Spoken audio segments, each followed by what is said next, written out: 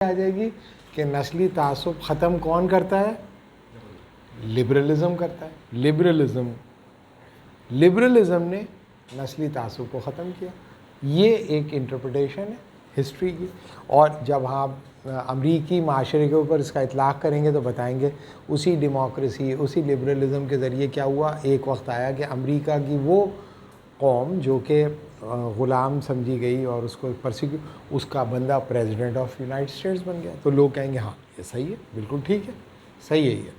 तो ये इस्टेब्लिश हो गई इंटरप्रिटेशन, और फिर दुनिया की दूसरे मुल्कों के अंदर भी यही फैलाया जाने लगा। अब एक आदमी आता है और वो कहता है कि भाई अगर अमेरिका में इतना रेसिज्म मौजूद नहीं होता तो अमेरिका में लिबरलिज़म भी इतना तेज़ी से ताकतवर नहीं होता। तो उसने क्या किया, उसने कहा, उसने किताब लिखी racism in the making of American liberalism, कि अमेरिकन लिबरल मूवमेंट के जितने बड़े लोग थे उन सब के पास स्लेव्स थे और वो रेसिस्ट भी थे। लेकिन रेसिज्म के खुल्ला इजहार के नतीजे में उन्हें अपनी डोमिनेशन को बरकरार रखने के लिए एक ऐसे मॉडल को इख्तियार करना था जो तवील अर्से तक उनकी डोमिनेशन भी बरकरार रखे और उनके ऊपर से ये क्लीशे भी उठा दे। तो रेसिज्म का इजहार भी होता रहा और लिबरलिज़म ताकतवर होता रहा।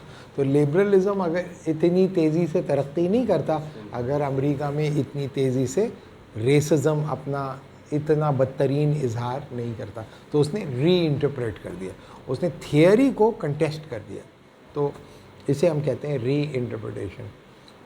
यानी कि इस्टेब्लिश इंटरप्रिटेशन को चैलेंज करके दूसरा नैरेटिव दिया जाएगा तो उसे री इंटरप्रिटेशन कहलाता है। जैसे अब पाकिस्तान में जो ख़वातीन हैं वो पढ़ी लिखी, वो ये बता रही हैं कि जो मज़हब है उसकी तफ़हीम ठीक नहीं हुई। क्यों? क्योंकि वो तफ़हीम मर्दों ने की। सही है। तो वो कहेंगे कि ये जो मज़हबी तारीख़ है ये सही नहीं है क्योंकि मर्दों ने की। तो ख़वातीन, तो वो री इंटरप्रेट करेंगी पूरी हिस्ट्री। सही है। फ़ातिमा मिसिनी और साची को मोराटा और ये हनिया और ये सारे जो ख़वातीन हैं ये क्या कर रही हैं, री इंटरप्रेट कर रही हैं हिस्ट्री। ठीक है जी। तो ये तो अभी हमारा ऑब्जेक्टिव ये नहीं, अभी तो हम कह रहे हैं ट्रेडिशनल कंसेप्शन ऑफ हिस्ट्री क्या है।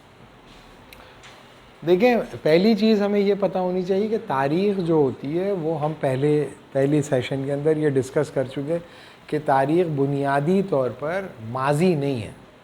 माजी नहीं है तारीख़। तारीख़ माजी की एक तफसीर है। सही है। अब अच्छी तारीख़ और बुरी तारीख़ में फ़र्क कैसे होगा? अच्छी तारीख़ और बुरी तारीख़ में फ़र्क करने का जो रिवायती तरीक़ा था वो ये था कि तारीख़ माजी को वैसा ही बयान करे जैसा कि माजी था, यानी कि माजी की रेप्लिकेशन वैसे ही हो जैसी कि वो है, माजी इन इट सेल्फ वैसा ही हो, महफूज हो जाए और ऑब्जेक्टिव हो, उसमें कोई वेरिएशन ना हो। तो पहली स्टेज के ऊपर जो इंसानों के दरमियान चैलेंज था, अर्ली जो नोशन ऑफ हिस्ट्री है उसके अंदर जो चैलेंज था वो ये कि माजी जो कि गुज़र चुका, हाल के अंदर कैसे पेश किया जाए। माजी जो कि गुज़र चुका, हाल में कैसे पेश किया जाए है। जिस तरह चाइनीज़ कहावत है, yesterday is history, tomorrow is a mystery and present is a gift. That's why it's called present. Yesterday is history, tomorrow is a mystery, and present today is the gift. That's why it's called present.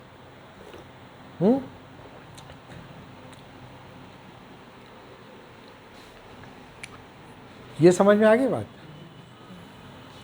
जो माजी past में हो चुका, कल हो चुका, आज उसको बयान करने का मसला था असल में। तो इसका मतलब ये हुआ कि लोग ये समझते थे शुरू में, अभी ये मैं ट्रेडिशनल हिस्ट्री की बात नहीं कर रहा, मैं जनरली बात कर रहा हूँ, जब शुरू होगी ट्रेडिशनल हिस्ट्री तो मैं बताऊँगा। पहला मसला ये था कि हाल में माजी को कैसे बयान किया जाए, ये मसला है। दूसरा असम्पशन ये है कि जो गुज़र गया ना वो जान लिया गया है, जो गुज़र गया वो जान लिया है। तो जो जान लिया है वो बयान कर दिया, तो आपने क्या किया, इल्म दे दिया।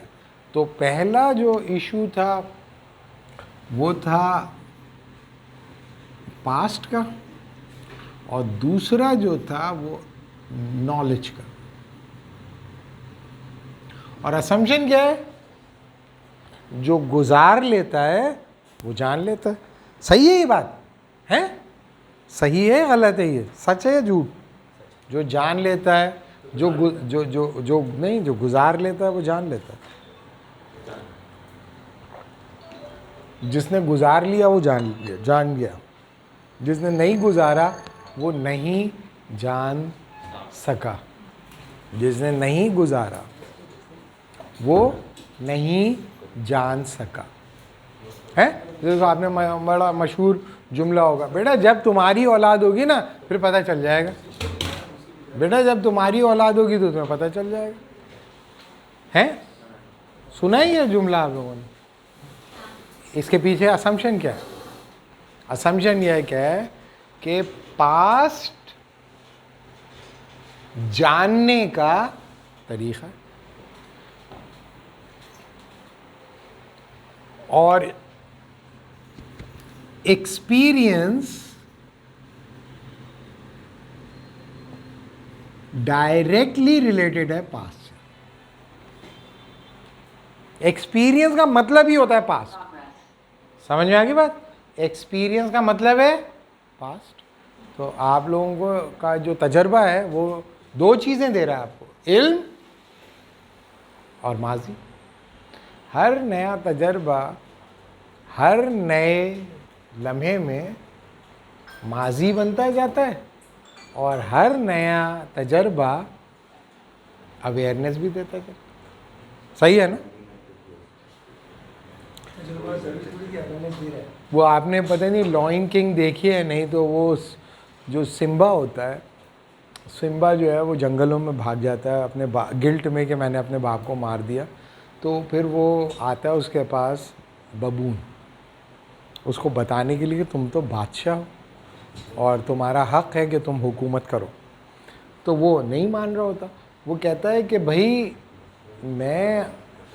मैंने अपने बाप को मारा, मैं वहाँ कैसे जा सकता? मैं वहाँ कैसे जा सकता हूँ जिसे मैं छोड़ चुका?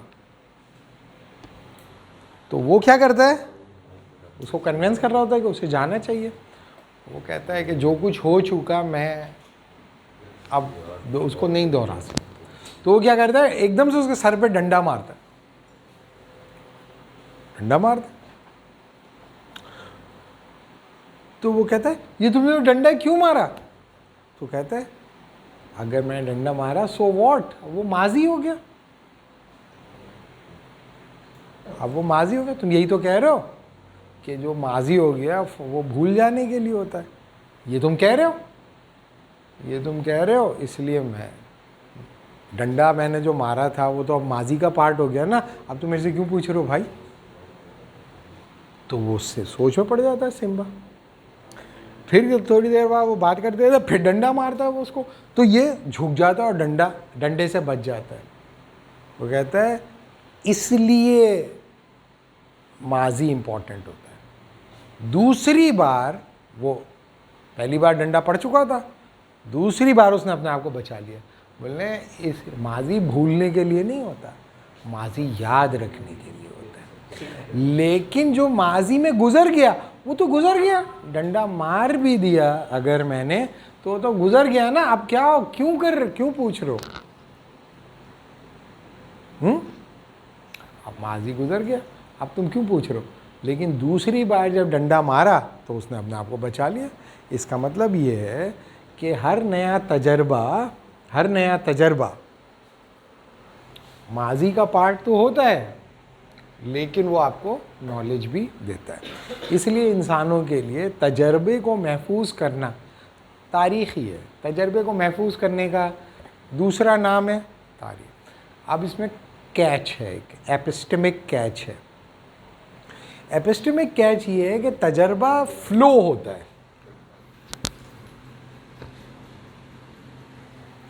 हर लम्हे एक नया तजर्बा आ रहा है, हर लम्हे एक तजर्बा आने को तैयार है और हर लम्हे एक तजर्बा गुजर रहा है।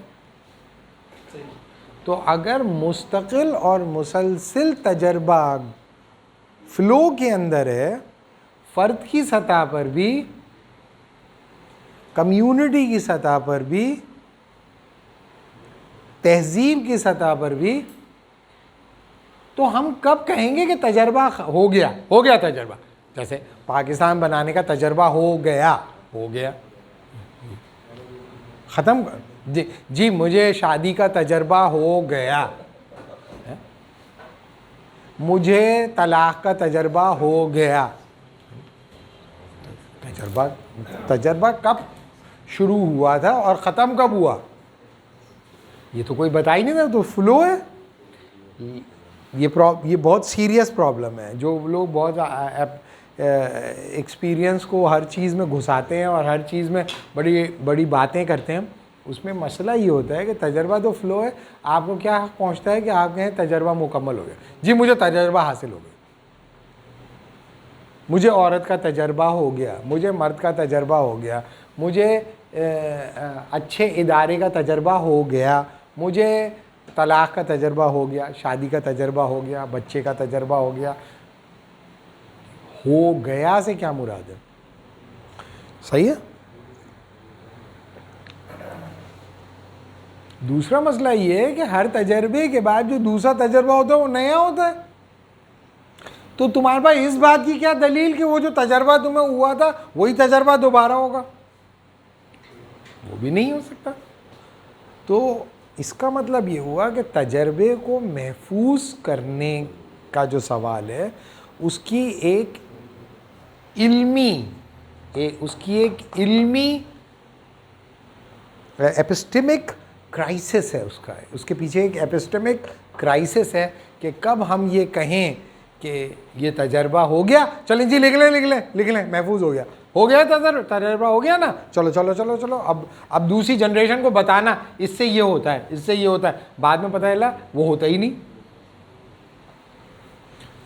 क्योंकि आपको जो तजर्बा हुआ था वो बड़ा अच्छा तजर्बा हुआ था, आपने लिख लिया, लेकिन आपने पूरा तजर्बा किया ही नहीं था अभी। जिस तरह होता है कि वो कह देते हैं शादी होती है, कहानी के आखिर में शादी होती है आशिक माशूक की, फिर कहते हैं then they live happily ever after, और कहानी ख़त्म हो जाती। अबे असल तो जूतम पट्टी शुरू ही उस वक्त होती है शादी के बाद। औकात बंदे की पता चलती है शादी के बाद। जूतम पट्टी हो रही है रोज़, गालम गलोच, तूफ़ान, बदतमीज़ी। अब वो तो आपने पार्ट बनाया ही नहीं, तो बताया ही नहीं। बोला भाई इंसान जब किसी के साथ 24 घंटे रहेगा वो कैसे इज्जत करेगी औरत उसकी? मेरी घर में कोई इज्जत नहीं, घर में इज्जत नहीं। अबे जिसके साथ ज़्यादा रहोगे वो कहाँ इज्जत करेगा तुम्हारी? इज्जत क्यों करेगा? इज्जत आम तौर पे जो आम आदमी की बात कर रहा हूँ, आम तौर पर इज्जत की जो बुनियाद होती है वो जहल होती है। सामने वाले की बारे में हमारी नामुकम्मल इल्म, उस जहालत को हम उस एहतराम का नाम देते हैं। अभी पी रहा हूँ। अरे यार आप लोग कराची के लोग हैं, नीचे पत्ती तक पी। अबे हंसने की क्या बात है, इस तरह होता नहीं क्या है? यहाँ पे चिपकी होती कि पत्ती देखें, आखिरी चुस्की पे पत्ती चिपक के रह जाती है, पत्ती को डर होता है कि मुझे भी ना खा ले। अच्छा, तो ये समझ में आ गया कि भाई मसला ये है कि आई फॉरगॉट कि मैं क्या कह रहा था। हाँ, इज्जत। इसीलिए अल्लाह ताला कहता है असल में इज्जत उसी की होती है जो अल्लाह की नज़र में जिसकी इज्जत होती है। उसकी वजह क्या होती है? उसकी वजह इग्नोरेंस नहीं होती, कंप्लीट नॉलेज होती है। कंप्लीट नॉलेज जिसके पास होगी ना, वो अगर दे इज्जत या उसकी नज़र में इज्जत है, वही होती है इज्जत। और इंसानों की दी हुई इज्जत भी झूठी होती है, इंसानों की दी हुई जिल्लत भी झूठी होती है, क्योंकि उन्होंने तो पैगंबरों की भी इज्जत नहीं करते, जान से मार देते हैं। कई पैगंबरों को एक साथ घेर के मार दिया, किया ना इंसानों ने। तो इंसानों की जो इज्जत होती है वो तजर्बे की बुनियाद पे वो करते हैं। एपिस्टेमिक क्राइसिस ये होता है कि हमने तजर्बा कर लिया, तजर्बा मुकम्मल नहीं होता, लिहाजा वो जो गैप्स होते हैं उसको ख़ुद फिल कर देते हैं और फिल करके इज़्ज़त करने लगते हैं। जब वो इजहार करता है तो इज़्ज़त नज़रों से गिर जाता है। वो अरे भाई वो तो था आपके सामने, लेकिन अल्लाह के सामने वो पूरा का पूरा होता है। तो जब अल्लाह किसी से कहता है मैं इनसे राज़ी हो गया, तो वो हैं असल में इज़्ज़त वाले, उन्हीं की है इज़्ज़त असल में। उसकी वजह क्या है?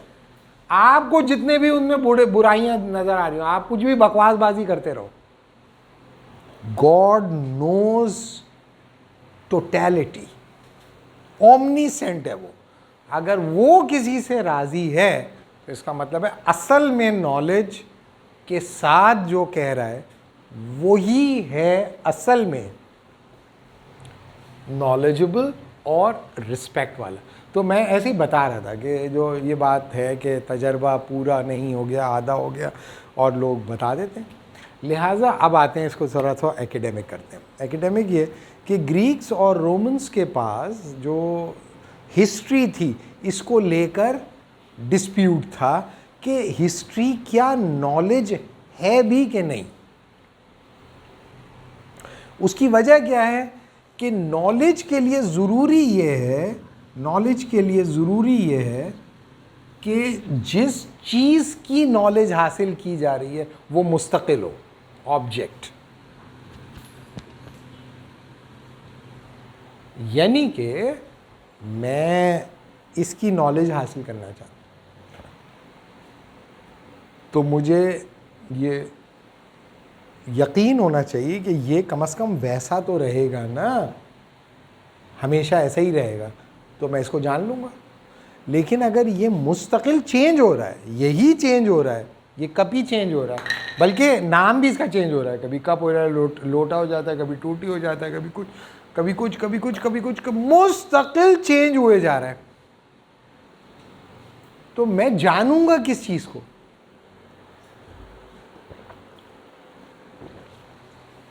तो एक चीज क्या हुई, एक तो है सब्जेक्ट ऑफ नॉलेज, वो तो हो आप, और एक है ऑब्जेक्ट ऑफ नॉलेज। आप तब्दील हो रहे हो, लेकिन जिस चीज को आप जान रहे हो, जिस चीज को आप जान रहे हो वो भी तब्दील हो रही है, तो आप फिर नॉलेज क्लेम करोगे कैसे?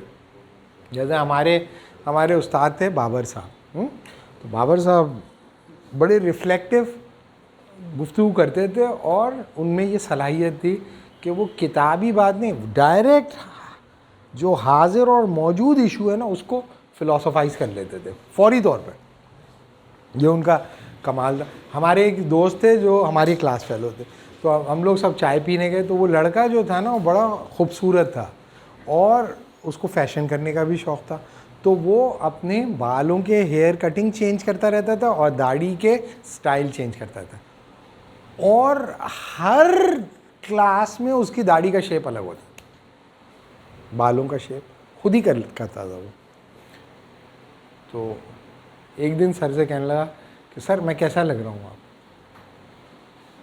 बोलेंगे देखो भाई, तुम्हारे बारे में कोई राय देने के लिए ज़रूरी है कि कहीं ठहराव तो हो ना, तो रोज़ ही तब्दील हो जाते हो, तो मैं इस कैसे राय दे सकता हूँ। यानी कि ये बताने के लिए कि तुम कैसे हो, तुम्हारा कुछ होना मुस्तकिल तो हो, उसकी बुनियाद में बताऊंगा ना। तो रोज़ एक नई शक्ल के साथ आ जाते हो, तुम रोज़ एक नए इंसान होते हो, तो मैं कैसे बता सकता हूँ। और मुझे याद भी नहीं रहता कि पहले तुम कैसे थे। आज तुमने पहली बार पूछा, अब थोड़े दिन तक इस तरह की शक्ल को छोड़ दो, फिर मैं बताऊँगा तुम्हें। तो ऑब्जेक्ट अगर मुस्तकिल तब्दील हो रहा है, अगर हम ये मान भी लें कि सब्जेक्ट में कुछ ऐसा है जो कि मुस्तकिल है, तो ऑब्जेक्ट में भी कुछ ऐसा होना चाहिए जो मुस्तकिल हो। ऑब्जेक्ट में कुछ ऐसा होना चाहिए कि वो मुस्तकिल हो। बात समझ में आ रही है? तो ग्रीक्स और रोमन्स का ये ख्याल था, क्योंकि history continuity of the past है, लिहाजा उसका इल्म मुमकिन है ही नहीं। लिहाजा तारीख़ को वो इल्म, अर्ली जो थिंकर थे उनके इल्म नहीं समझते थे। यानी कि ग्रीक्स के पास जो सबसे सुपीरियर नॉलेज समझी जाती थी, वो समझी जाती थी जूरिस्प्रूडेंस। सही है? मैथमेटिक्स वगैरह के अलावा जो, जैसे हम समझते हैं ना कि जो नॉलेज के जो वैल्यूएबल डोमेन्स हैं, उनमें जूरिस्प्रूडेंस एक बहुत ही पावरफुल इल्म समझा जाता था। क्यों? क्योंकि जो इल्म है, इल्म का ताल्लुक़ होता है ट्रूथ से। इल्म का ताल्लुक़ होता है सच से, ट्रूथ से। अब माजी से मुताल्लिक़ जो सच आप बयान करते हो वो तो गुज़र गया, अब उसको हम पकड़ेंगे कैसे? अब अगर फ़र्ज़ किया कि किसी इंसान ने तारीख़ की सारी रिवायतें लिख दी एक ही चीज़ में, एक ही जगह सारी रिवायतें एक ही लिख दी, अब तो झगड़ा होता रहेगा। लिख दी उसने और कह रहा है तारीख़ है, ये सारी रिवायतें लिख दी। ऐसी ऐसी रिवायतें नहीं, सुन के बंदे के रोंगटे खड़े हो जाए कि हैं ये कैसे हो सकता है। वो सब लिख दिया उसने और कह रहा है तारीख़ है। अब लड़ते रहो आप, कोई किसी की पगड़ी उछाल रहा है, किसी की दाढ़ी खींच रहा है, कोई कुछ कर रहा है, कुछ कर रहा है, कुछ कर रहा है। तो ग्रीक्स ने तो इसको प्रॉब्लम, बहुत सीरियस प्रॉब्लम के तौर पे लिया था। लिहाजा ग्रीक्स ने कहा कि भाई ये हिस्ट्री जो है ना, नॉलेज नहीं है। लिहाजा जो अर्ली ग्रीक थिंकर्स थे, उन्होंने कहा कि हिस्ट्री चूँकि एवर चेंजिंग फिनोमेना है, इसलिए इसको हम नॉलेज नहीं कंसिडर करते। लेकिन इनमें जो पहला बड़ा हिस्टोरियन आया, उसका नाम है पॉलिबस ने कहा कि नो, हिस्ट्री की नॉलेज पॉसिबल है, और उसने किसी न किसी लेवल पर इसको रिकंसाइल किया। किससे? With a dominant discipline. Dominant discipline क्या था? जूरिस्प्रूडेंस। और उसने कहा कि हिस्ट्री होनी चाहिए महफूज, one generation history, one generation.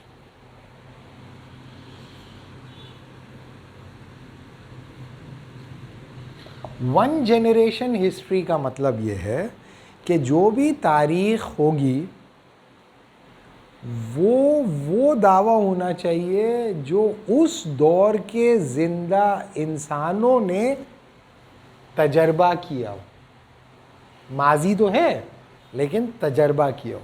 एक इंसान ने नहीं, बहुत सारे इंसानों ने।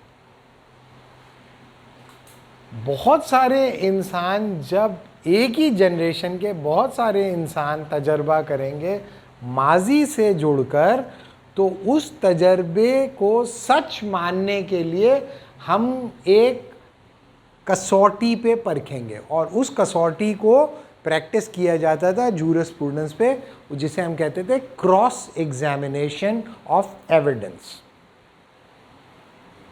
क्रॉस एग्जामिनेशन ऑफ एविडेंस, कि हम उसको करेंगे क्रॉस एग्जामिन, और क्रॉस एग्जामिनेशन करने के लिए हमारे पास मल्टीपल सोर्सेज होने चाहिए। यानी कि ये नहीं कि इस वाक़े के सिर्फ यही एक गवाह थे, इन्होंने ऐसे ही चंपूगिरी में कोई झूठ बोल दिया। नहीं नहीं नहीं, उस वक्त ये भी थे, ये भी थे, ये भी थे, ये भी थे, ये भी थे, बहुत सारे थे। अब हम करते हैं ये नहीं कि इन्होंने कह दिया हम मान लेंगे, नहीं, इसको क्रॉस एग्जामिन करेंगे, इसको लाएंगे वैसे ही जिस तरह मुजरिम को लाते हैं कटहरे में, और ये कोशिश करें कहीं झूठ तो नहीं बोल रहा, और उसे हम करेंगे क्रॉस एग्जामिन। अगर वो क्रॉस एग्जामिनेशन के प्रोसेस से गुजर गया तो हम उसे महफूज कर लेंगे, पार्ट ऑफ हिस्ट्री मान लेंगे, वरना वो पार्ट ऑफ हिस्ट्री नहीं होगा। तो पॉलिबिस ने ये उसूल के साथ ग्रीक को रोमन सिविलाइजेशन के अंदर हिस्ट्री को नॉलेज मनवाने की जस्टिफिकेशन पैदा की। वन जनरेशन का मतलब ये है कि फ़र्ज़ करोगे तो कराची में क्या हुआ। अब कराची में क्या हुआ तो फ़र्ज़ किया कि हम में से जो 50 साल के लोग हैं तो हम सब ने कराची में जो हुआ पिछले 30 सालों में वो अपनी आंखों से देखा, और हैरत अंगेज़ तौर पे हम लोग सब ज़िंदा भी बच गए। ऐसी मतलब कैसे बच गए हैं? क्योंकि हालात ऐसे थे कि उसमें ऐसे भी मार देते थे, ऐसे ही, यानी कि उन्होंने कहा भाई हुकूमत पे प्रेशर डालना है, तो एक ग्रुप 10 बंदे मार दिए हैं। सब्ज़ी वाला हमारा था तो वो कहता था कि ये हमारी ठेले के ऊपर चप्पल फेंकता, हमारा ठेला फट जाता है, हड्डी फेंकता है, हमारा ठेला फट जाता है। तो हड्डी में लोग बम बनाते थे, जो ये सैंडल के अंदर लोग बम बनाते, मार दिया उड़ जाता था। तो ये तो सब लोगों ने, अबे वो बम, अब हड्डी जब फटेगी तो ठेला अकेला तो नहीं उड़ेगा ना, ठेले पे कोई शरीफ आदमी पजामा पहन के आलू ले रहा, वो भी उड़ जाएगा साथ में। तो इस तरह बहुत सारे लोग मर जाते थे, सही है ना। लेकिन हम लोग यानी कि बच गए किसी तरह, किसी वजह से। तो अब हम कोई आदमी बताए कराची में क्या हुआ, तो अब मैं कोई ऐसी, कराची में बड़े अच्छे हालात थे, सब लोग बहुत खुश थे, हर तरफ फूल खिल रहे थे, और सब लोगों में आपस में बड़ी मोहब्बत थी, बहुत शराफत थी। तो दूसरा आदमी कहा भाई क्या बोल रहा है भाई, क्या बोल रहा है? तो दूसरा आदमी इसे क्रॉस करेगा। तो जो हिस्टोरियन होगा उसका काम ये होगा कि हो सकता है कि किसी को ऐसा ही लग रहा हो, ये हो सकता है कि हर तरफ फूल खिल रहे हैं और ये हो रहा है, लेकिन किसी को कुछ और लग रहा होगा, किसी को कुछ और लग रहा होगा। इसमें क्रॉस एग्जामिन किया जाएगा मुख्तलिफ एक ही जनरेशन के लोगों के पॉइंट ऑफ व्यूज़, उनको क्रॉस एग्जामिन करके उसमें से एक्सट्रैक्ट करेगा वो कि कराची में क्या हुआ, सही है। जैसे पेरिस कम्यून है। अब पेरिस कम्यून जो था, पेरिस कम्यून बना, एक हुकूमत बनी थी 1871 में। नेपोलियन द सेकंड जो है, उसने जिस तरह नेपोलियन ने पूरे यूरोप पे कब्ज़ा किया था, नेपोलियन द सेकंड ने, या न्यू नेपोलियन जिसे कहते हैं, उसने भी कब्ज़ा, ये नेफ्यू था इसका, नेपोलियन बोनापार्ट, इसने भी सोचा कि मैं ही करूँगा, और उसने प्रुशिया पे हमला कर दिया। लेकिन वो नेपोलियन नहीं था, तो उसने हमला किया और डिफीट हो गई, और जर्मन्स ऊपर आ गए, मारते हुए फ्रांस के अंदर घुस गए और फ्रांस के टुकड़े टुकड़े कर दिए उन्होंने। नतीजा ये हुआ कि सेंटर वीक हो गया और पेरिस के अंदर कोई हुकूमत ही ख़त्म हो गई। तो वहाँ पर जो थे अनार्किस्ट मौजूद थे।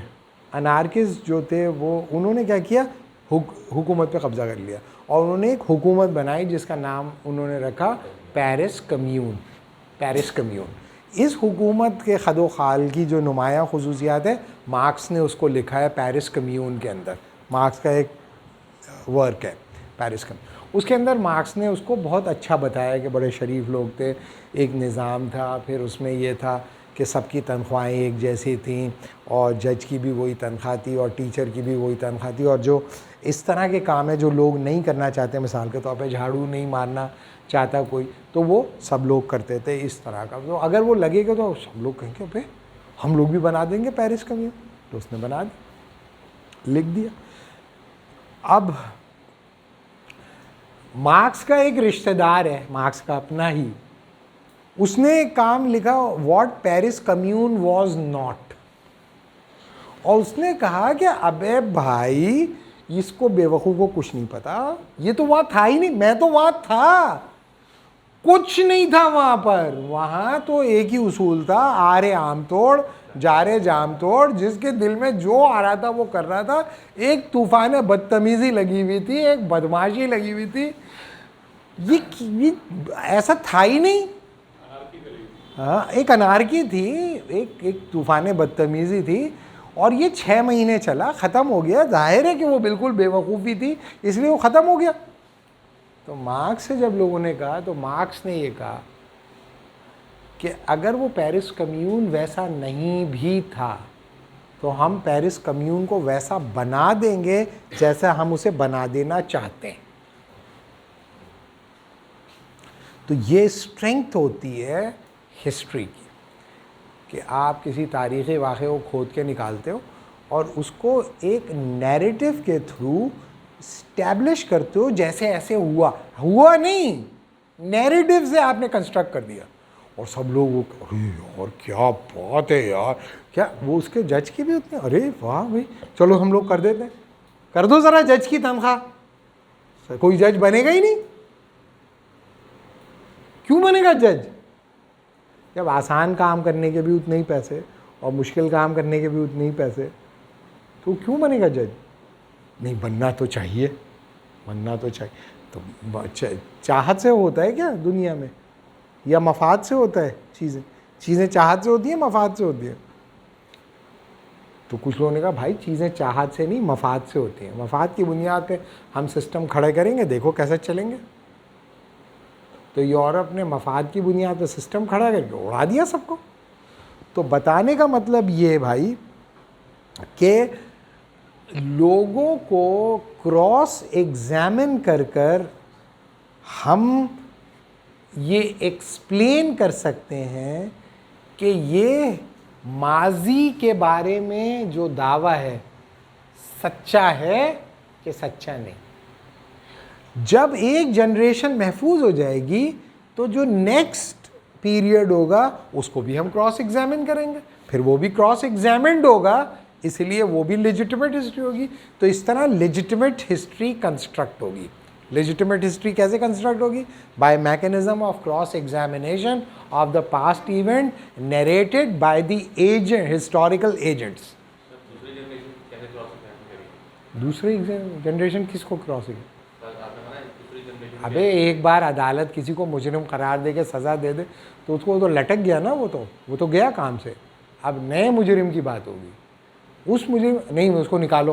पाकिस्तान थोड़ी है, वो ग्रीक था। एक बार अगर अदालत ने फैसला कर दिया तो किसी माई के लाल में ये दम नहीं था कि वो कहे वो शहीद है। अदालत ने कर लिया ना, सही कर रही है अदालत। अदालत ने सही ही किया होगा, अब हो गया है फैसला। पाकिस्तान थोड़ी है, एक को लटका दिया फिर दूसरा आगे कह रहा है वो उसके साथ जुल्म हुआ, फिर तीसरा आ गया वो कुछ और कह रहा है। नहीं तो फिर आपने झक मारने के लिए बिठाए हुए ये सब, इनको भगाओ, इनको छुट्टी करो इनकी। पाकिस्तान नहीं था वो ये कह रहे थे कि जब हम प्रॉपरली हिस्टोरियन क्रॉस एग्जामिन कर देगा, वो हो गया legitimate part of the history, क्योंकि उसने ऑनेस्टली ये किया है। और जिनके बारे में किया वो देख रहे हैं उसको, वो छोड़ेंगे नहीं आपको। क्या है, मैंने तो ये बोला था, वही मैं बता रहा हूँ। पाकिस्तान नहीं है, आपने बोला कुछ और लिख दिया, ये काम नहीं करेगा। ये मैन ऑफ नॉलेज है, वो मैन ऑफ नॉलेज ये काम क्यों करेगा? अगर वो सच का मुतलाशी था तो इसने जब बता दिया कि ऐसा नहीं हुआ तो मैं ये क्यों लिखूंगा कि ऐसा हुआ? मेरा कोई इंटरेस्ट थोड़ी है, मेरे कमिटमेंट तो सच के साथ है ना। तो इसने बता दिया ना कि नहीं ऐसा नहीं हुआ, इसने भी बता दिया, इसने ही बता दिया, इसने ही बता, सब ने बता दिया। तो इसका मतलब है ऐसा नहीं हुआ, ऐसा नहीं हुआ। तो मुझे भी यही लिखना चाहिए, ऐसा नहीं हुआ।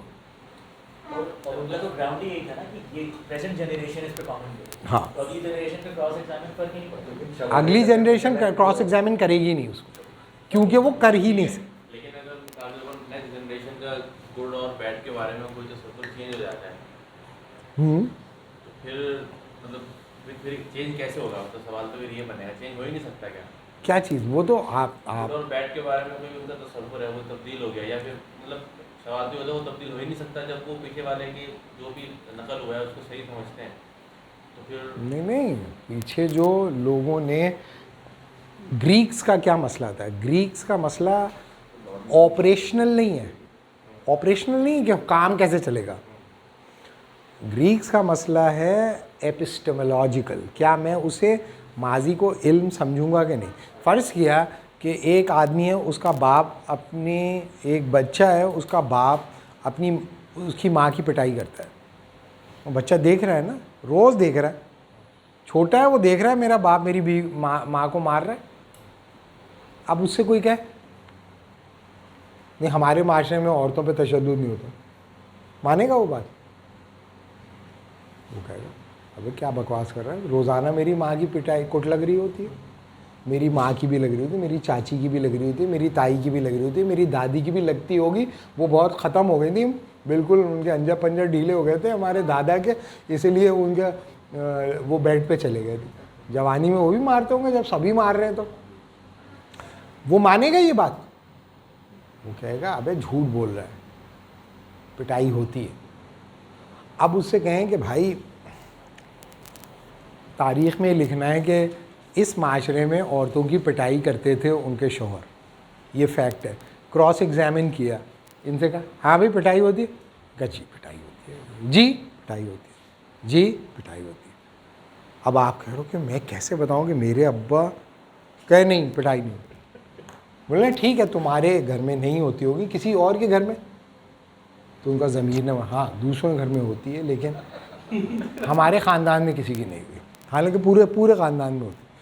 तो अब ये आपने लिख दिया, समझ में आ रही है? अब मैं बता रहा हूँ ऑपरेशनल, आपने लिख दिया औरतों की पिटाई होती है, इस जनरेशन की औरतों की पिटाई होती है, यानी कि रिश्ता तशद्दुद को नहीं रोक सका, यही हुआ ना इसका मतलब, औरत की पिटाई होती है। अब ये सच है इस, और तारीख़ में महफूज हो गया। अब नई जनरेशन आई और नई जनरेशन में मर्दों ने ये फैसला किया कि नहीं, औरत को नहीं मारना चाहिए, औरत को नहीं मारना चाहिए। तो माजी में होता था, वो कहते नहीं यार हमारी माजी की रिवायत है कि औरतों को एक दो लपड़ तो लगानी है, इधर आ जाओ डार्लिंग, इधर आओ इधर आओ इधर आओ। क्यों? क्योंकि हमारे माजी की रिवायत है। हिस्ट्री में किसी चीज़ का महफूज होना ये थोड़ी इम्प्लाई करता है कि आप हाल में भी करोगे। बस आपको बता दिया है कि पिटाई करते थे, ये फैक्ट है, लेकिन आपको नहीं मैं नहीं कर रहा। तो हिस्ट्री आपका क्या बिगाड़ लेगी? हिस्ट्री आपका कुछ बिगाड़ नहीं सकती। हिस्ट्री के अंदर ये भी तो था कि लोग जो थे अपना माल सब तकसीम कर देते थे, ये भी तो था, करते हैं कोई। अब कहें कि नहीं चूँकि अब हम लोग तकसीम नहीं कर रहे तो यार ये मिटा दो सब, लाए रबर लाए, थूक लगाया और मिटा दी। ये थोड़ी भाई माजी में आप ऐसा करते थे, अब नहीं करते। पहले माजी में लोग गैरतमंद होते थे, अब बेगैरत हो गए, तो इससे क्या फ़र्क पड़ता है? लेकिन गैरतमंद तो थे ना, वो कभी ना कभी इस खित्ते में रहने वाले गैरतमंद होते थे ना।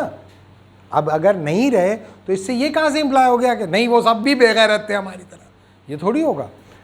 तो वो ये कहते हैं फर्स्ट जनरेशन का काम अगर वो दयानतदारी से करके गए तो नेक्स्ट जनरेशन उसके लिए ज़रूरी थोड़ी है कि उस पर अमल करे। मिसाल के तो बस। लेकिन मेरा सवाल इस नज़र से है कि यानी जो मारते थे तो उनका मारने के बारे में नज़रिया क्या था? यानी क्या हम सही मारते हैं या गलत, मारना चाहिए या नहीं मारना चाहिए? नहीं, हिस्ट्री का ये इशू थोड़ी है। हिस्ट्री का ये इशू है कि माजी में जो होता था वो क्या इल्म की सतह पर, तजर्बे की सतह पर सच बयान कर दिया या नहीं, बस। अभी इस लेवल पर, इसके बाद दूसरे हैं वो हम देखेंगे, वो हम अलग ही देखेंगे। अभी मैं आपको बता रहा हूँ कि ये पहला मसला ये था कि कुछ लोग ये कहते थे इसका इल्म मुमकिन ही नहीं है। वो लोग किस तरह से आर्ग्यू कर रहे थे, क्या ये बात आप लोगों की समझ में आ गई? ये आपको कम्युनिकेट हो गया कि प्रॉब्लम ये इतना हल्का नहीं है। तारीख़ पे हर कोई टट्टू खड़ा हो जाता है, लिखना शुरू कर देता है, ऐसा नहीं होता। तारीख़ पे जो लिखने वाला होगा वो हाईली सोफिस्टिकेटेड माइंड उसका होना चाहिए। ये नहीं कि एक बाजारी सोच रखने वाला आया मुंह उठा के और तारीख़ के बारे में टेंटे शुरू कर, ऐसा नहीं होता। बहुत ही हाई प्रोफाइल इंटेलेक्ट रखने वाला आदमी ही हिस्टोरियन हो सकता है। बहुत अच्छा इंसान ही हिस्टोरियन हो सकता है। बहुत ही हाई आईक्यू का आदमी हिस्टोरियन हो, क्योंकि उसके मल्टीपल चैलेंजेस होते हैं उसके सामने। ये तो हमारे जो अभी आप बताए, जैसे आपने, तो वही काम हमारे इल्म हदीस के जो ले जाते हैं, फिर वो तुम्हारा, हम तो ग्रीक्स की, मैंने तुम्हें ये बता रहा हूँ कि जैसे ही तुम ले आते हो मजहबी लोगों को, तो जो बैठे हुए सुन रहे होते हैं ना घरों के अंदर, उनका दिमाग घूम जाता है कहीं और। वो अभी हैं भी नहीं, वो अपने खपतू दिमागों में कुछ सोचते रहते और फिर उनके निकलता है कुछ इल्म का एक नया दरिया। तो वो मैं अभी तो ग्रीक्स की बात कर रहा हूँ, उनको जहन्नुम में वो सब जहन्नुम में चले गए। लेकिन मैं बता ये रहा हूँ वो बेचारे क्या बोलते थे, अभी उस पर नहीं आओ, वो इसको लिंक कर लें उनको। ये तो पॉलीबिस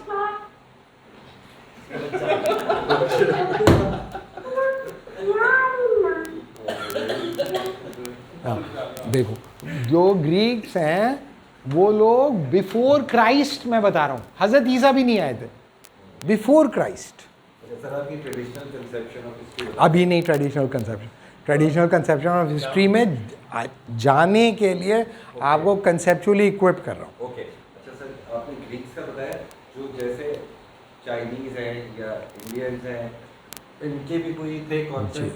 जी, इनके भी, जी हाँ। लेकिन मैं अपना बता रहा हूँ कि मैंने फिलॉसफी ऑफ हिस्ट्री जिस तरह से पढ़ी है, जिस टेक्स्ट तक मेरा एक्सेस था वो इंग्लिश स्पीकिंग वर्ल्ड तक था।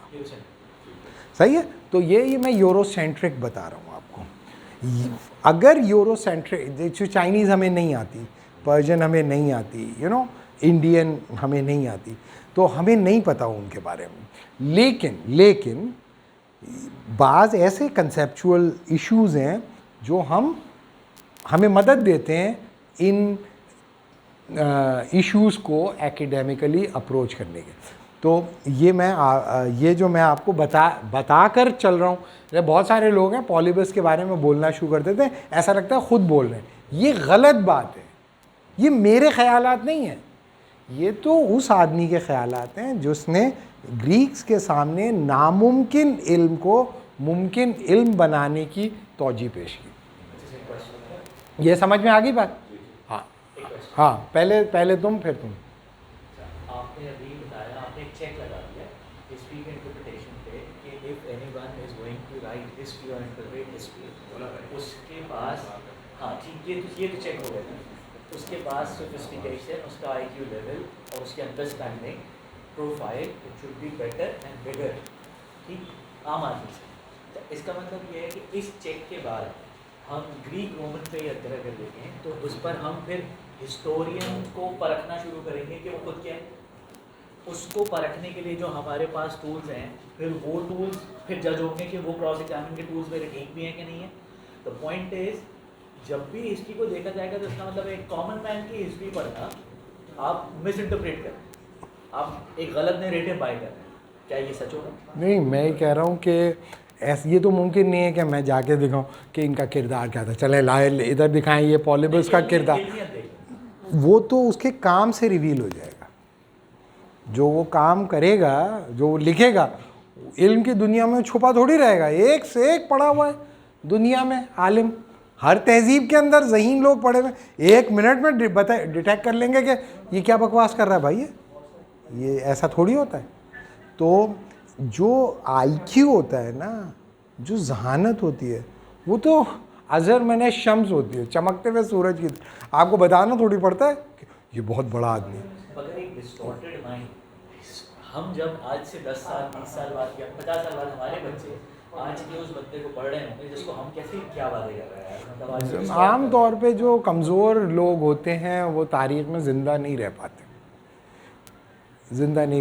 क्योंकि बहरहाल इल्म का एक वज़न होता है, इल्म का एक ज़ोर होता है और इल्म की एक ताकत होती है। अब खुल्दून जो है वो देख लो तुम 11वीं सेंचुरी का है। लेकिन आपने मार्क्स की एग्जांपल दी, पेरिस कम्यून, उसने पूरा मिस इंटरप्रेट कर लिया और वहाँ का जो जो विटनेस था उसने उसको हाँ, लेकिन हमें पता चल गया ना। लेकिन हमने और मार्क्स को नहीं इतना बड़ा कर दिया। नहीं मार्क्स को बड़ा कर दिया, लेकिन मार्क्सिस्ट इनकलाब ना जर्मनी में आया, ना फ्रांस में आया, ना बरतानिया में आया, तीनों जगह पे नहीं आया जहाँ पे वो कोशिश कर रहा था। तो पेरिस कम्यून के वेटर्स ने मार्क्स को बाय नहीं किया, मार्क्स को बाय नहीं किया। मूवमेंट रही लेकिन वो नहीं बाय हो सका। चाइना के अंदर भी उस तरह से नहीं हो सका जिस तरह मार्क्स कंसेप्चुअलाइज करता था। तो बताने का मतलब ये कि अगर फ़र्ज़ किया कि किसी इल्म के अंदर कोई फ्लॉ होगा तो हिस्टोरिकल प्रोसेस में वो एक्सपोज हो जाएगा, हो जाता है, एक्सपोज हो जाता है। लेकिन अभी तो हम सिर्फ इतनी बात कर रहे थे आप लोगों से कि नैरेटिव, हिस्टोरिकल नैरेटिव के चैलेंज इनिशियली यूरोसेंट्रिक डिस्कोर्स में क्या रहे, और यूरोसेंट्रिक डिस्कोर्स के अंदर ये रहा कि भाई नॉलेज जो है अगर वो एक्सपीरियंस है और वो क्रॉस एग्जामिन हुई है तो वो ट्रस्ट हो गई। इस तरह से ब्लॉक्स बनते चले जाएंगे और वो हमें हक बजाने होंगे अपनी फ्यूचर जनरेशन के साथ शेयर करने पर। क्यों? क्योंकि बहरहाल वो महज एक इंसान के ख़यालात का वो नहीं है गोरख धंधा, बल्कि वो महफूज हुआ है, एग्जामिन हुआ है, स्टैब्लिश हुआ है, फिर वो शेयर किया जा रहा है। दूसरी बात ये याद रखो कि हिस्टोरिकली या कम से कम ग्रीको रोमन सिविलाइजेशन के अंदर नॉलेज कमोडिटी नहीं थी। नॉलेज कोई कमोडिटी नहीं थी, धंधा नहीं था कॉल। जो आज की दुनिया में इल्म को धंधा बनाया हुआ है लोगों ने। ऐसा थोड़ी होता था कि आलिम धंधा करने निकल जाता था। आप क्या समझ रहे हो? नॉलेजेबल पर्सन जो होता था उसको किसी का बाप नहीं खरीद सकता था। तो वो दुनिया की हर सिविलाइजेशन के अंदर जो जेन्युइनली नॉलेजेबल होता था उसको कोई ख़रीद वरीद नहीं सकता था, वो डरता वरता भी नहीं था किसी से। आप क्या ख्याल है कि सोक्रेटिस को कोई ख़रीद सकता था? सोक्रेटिस अपनी जहानत को पैसे वैसे कमाने के लिए इस्तेमाल कर रहा था। सोक्रेटिस सामने कौन टिक सकता था? तो डिस्कोर्स में उड़ा देता था 2 मिनट में आदमी को। लेकिन वो ऐसे ही फटे पुराने कपड़े पहन के घूमते रहा और जहर पी के मर गया, ख़त्म है। तो और बीवी के तशद्दुद का निशाना बनता है, इसलिए नहीं होगा उसमें। तो क्यों उसको बताया, अभी दिखाता हूँ। तो जो आर्ग्यूमेंट है वो ये था कि जो बेसिक इशू है वो ये कि जिस तरह धंधा इल्म के नाम पे इस वक्त हो रहा है, इसको सामने रख के उस ज़माने के आलिमों को डिटेक्ट करना सही नहीं है। जिस तरह आपने टीवी पे 2-3 टट्टू हैं, अपना एक कुप्पी चढ़ाई और पूरी सिविलाइजेशन के ऊपर जजमेंट। ऐसा नहीं होता था भाई, ऐसा नहीं होता था, इस तरह नहीं होता। पाकिस्तान, बार बार कह रहा हूँ, पाकिस्तान हिंदुस्तान नहीं था वो। वहाँ पे जो आदमी नॉलेजेबल होता था उसका एक वेट होता था, वो इतना सस्ता नहीं होता था कि एक टीवी चैनल के ऊपर बकवासबाजी करने के लिए कॉम्प्रोमाइज़ कर दे। एक कॉन्फ्रेंस में हम गए पेपर पढ़ने के लिए, तो हिस्ट्री पे थी कॉन्फ्रेंस। उस सेशन को वो साहब चेयर कर रहे थे जिनकी हमने बड़ी किताबें पढ़ी थी। है ये बड़ी किताबें पढ़ी, क्या बंदा है वो। मैं अपने आप को बड़ा वो अजीम आदमी समझ रहा हूँ कि वो उस सेशन को चेयर कर रहा है। उम्र भी मेरी कम थी। हमने जी अपना पेपर पढ़ा, तो हमारा जो पेपर था वो बिल्कुल वॉर अगेंस्ट टेरर का उरूज का दौर था, मुशर्रफ की गवर्नमेंट थी, और हमारा पेपर जो था वो बिल्कुल रिलीजियस टाइप का पेपर था। तो किसी ने भी मेरे से कोई क्वेश्चन नहीं किया, एक आदमी ने भी। ऐसा कहता है मैं जनाजे में आया हूँ और मुर्दा मैं खुद ही हूँ। और मुर्दे के बारे में लोग अच्छी अच्छी बातें करते हैं ना। मैं एक ऐसा बुरा मुर्दा हूँ जो लावारिस मुर्दा है, जिसके बारे में किसी को कुछ पता ही नहीं है, क्या बोलें, बस नमाज़ जनाजा के। फिर वो मेरे से उन्होंने कोई, फिर वो साहब आए और उन्होंने जो पूरी ज़िंदगी लिखते रहे, पूरी ज़िंदगी, उसकी नफ़ी कर दी, उस पेपर के अंदर रिजेक्ट कर दिया उसको। तो हाथ पैर फूले, एक तो पहले ही हटी हुई थी। मैंने कहा कि आपने जो सब कुछ लिखा टू नेशन थियरी को आप डिसोन कर दिया आपने। तो कह रहे हैं यस, हाँ यस। दूसरों को तो समझ नहीं आया ना को असल में छुरी चली कहाँ है। मैंने तो डिटेक्ट कर लिया कि यहाँ मारी है छुरी। तो कह रहे यस। मैंने कहा तो भाई आप कैसे कर सकते हो अचानक ये काम। तो कह रहे क्या आप मुझे मेरे अंदर हाँ एवोल्यूशन को जो है बर्दाश्त नहीं करना चाहते। तो मैंने कहा एवोल्यूशन की जो डायमेंशन होती है ना उसकी भी कुछ स्पेसिफिकेशंस होती हैं।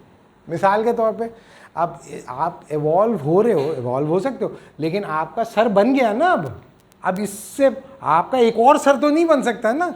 अगर दूसरा सर बनना शुरू हो जाए यहीं से तो हम उसे एवोल्यूशन नहीं कहेंगे, हम कहेंगे म्यूटेशन हो गई। अब आपकी एक दो आंखें बन गई, अब एक आंख कहीं और निकल रही है। जहां तक आपकी इन आंखों की रसाई नहीं है यहां बन गई आंख। तो अब आप कहें देखिए मैं इवॉल्व हो रहा हूं, अब मैं ये नीचे देख लेता हूं यहीं से ये, तो लोग कहेंगे भाई एवोल्यूशन नहीं है, बीमारी हो गई आपको। तो बताने का मतलब ये कि वो बंदा इस उम्मीद पे ये काम कर रहा था, कि वो काबू कर लेगा किसी चीज़ को। इंशाअल्लाह अल्लाह का शुक्र है कोई उसको फ़ायदा नहीं हुआ और उनकी इज्जत बच गई। लेकिन पहले ज़माने में हर आदमी इस लेवल का आदमी नहीं होता था। आप ये कि एरिस्टोटल से ये एक्सपेक्ट करें या पॉलिबस से या किसी भी खुल्दून से, जैसे किसी भी बड़े आदमी से, कि वो इस सतह के नहीं होते थे। और जो बड़ा आदमी होता है ना, दुनिया उसको पहचान ही लेती है कभी ना कभी। सही है। तो बड़ा हिस्टोरियन भी पता चल जाता है, बड़ा हिस्टोरियन अगर होगा।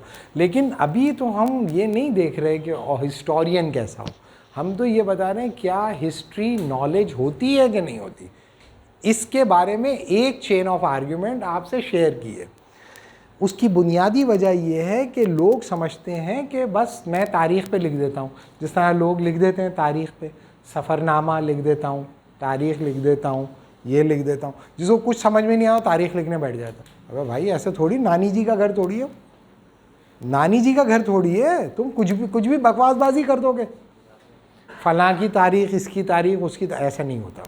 तो ये पहला आदमी है पॉलिबस, आपको पता होना चाहिए। दूसरा आदमी इसी ट्रेडिशन का दूसरा आदमी है लेवी जो है, इसने एक दूसरा किस्म का काम किया इसी ट्रेडिशन के अंदर, और उसने तारीख़ लिखी डिजीज़ की।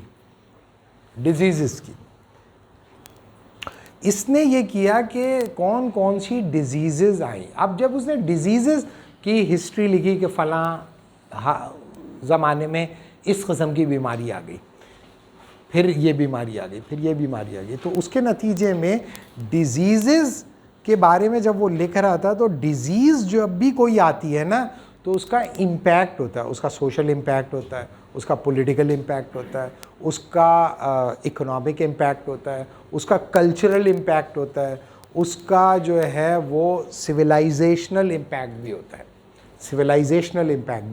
होता है। तो ब्रॉडन होना शुरू हो गया। यानी कि पहले सिर्फ क्रॉस एग्जामिनेशन था, तो वो क्या था, जूरिस्प्रूडेंस था, जूरिस्प्रूडेंस इम्पैक्ट डाल रहा था। लेकिन अब अगर डिजीज़ पे आ गया तो जूरिस्प्रूडेंस जो है क्रॉस एग्जामिनेशन चलेगी कि भाई प्लेग आया था जी, कितने लोग मरे, इतने लोग मरे, बहुत लोग मरे, इतने लोग मरे, उतने लोग मरे, कैसे मरे, बाकी लोग क्या कर रहे थे, कहाँ भाग गए थे, क्या किया था, क्या, तो वो भी चल रहा है, वो तो चल रहा है। लेकिन उसके साथ साथ उसके नतीजे में इम्प्रेशन क्या आ रहा है। अब इम्प्रेशन जो है वो तो क्रॉस एग्जामिन नहीं होता। मिसाल के तौर पे जब प्लेग आ गया, आप क्या महसूस कर रहे थे? अब ये तो क्रॉस एग्जामिन कौन कर सकता है, इसको हो ही नहीं सकता ये क्रॉस एग्जामिन। जी मैं बड़ा खुश महसूस कर रहा था, मैंने कहा अच्छा हुआ साले सब मरने वाले हैं, अच्छा है सब साले जहन्नुम में जाएं, और मैं तो मर ही रहा हूँ, ये सब भी इंशाल्लाह मर जाएंगे, बड़ी खुशी की बात है। और सब इसी तरह जिस्म में कीड़े पड़ के मरेंगे जिस तरह मैं मर रहा हूँ, अमीर गरीब छोटा बड़ा औरत मर्द। सोचो जब इंसान कभी मरने लगे तो उसको ख्याल है कि देखो पेनेलोपी क्रूज भी मर जाएगी, मोनिका बेलुची भी मर जाएगी, हैं अलेक्जेंडर, अब मैं भी मर गया तो कितना अच्छी बात है, सब लोग बराबर हो गए। तो कोई आदमी ये इंप्रेशन, कोई कह रहा है नहीं यार ये बड़ा गलत हो रहा है, देखें अभी मैंने देखा ही क्या है, अभी मैंने ज़िंदगी में कुछ देखा नहीं है, मैं बड़ा डरा हुआ हूँ। इम्प्रेशन को ट्रू मानना ही पड़ता है, आप क्या कर सकते हो उसका। जैसे पाकिस्तान में लोग कोरोना आ गया तो कोरोना का एक तो क्रॉस एग्जामिन ये होगा कोरोना के नतीजे में स्टेट क्या कर रही है, सोसाइटी, लेकिन इम्प्रेशन कोरोना से आपने क्या इम्प्रेशन लिया। अब इसको तो कौन गलत कह सकता है कि नहीं मैं बड़ा अच्छा महसूस कर रहा हूँ जब से कोरोना आया है और बड़ा अच्छा हो गया, रोडें साफ़ हो गई हैं और ये कि ज़्यादा टैटें पैपें नहीं होती, और बीवी से और बच्चों से कहते हैं घर में बैठो, तो स्टेट भी यही कह रहे हैं घर से बैठो। और एक साहब थे उनकी ख्वाहिश ये थी कि उनकी बीवी दूसरों से दूर रहे, लेकिन वो बोल नहीं पाते थे लिबरल होने की वजह से।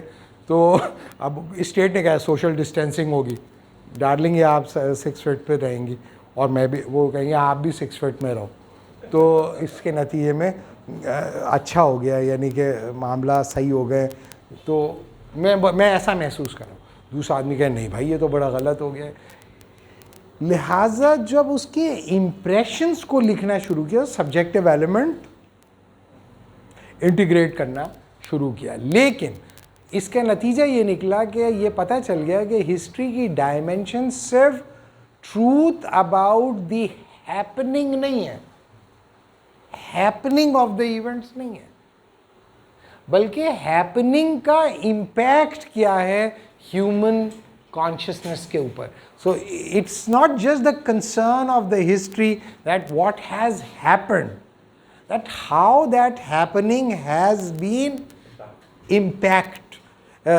has been the people have been impacted or been influenced or been affected by that happening.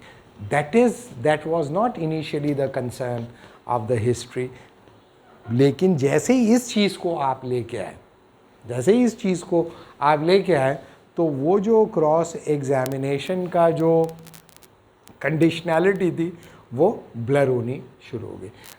एक इम्प्रेशन किसी तारीख़ी वाक़े को लेकर होता है जितना लेजिटिमेट मेरे लिए, उतना ही लेजिटिमेट इसके लिए भी है, उतना ही लेजिटिमेट इसके लिए भी है।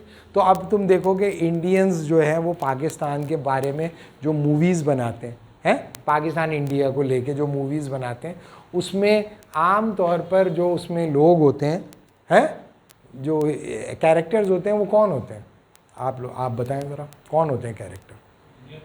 नहीं वो बड़ा अच्छा है, मैं समझा कि मकदूनिया के लोगों को लेके बनाया।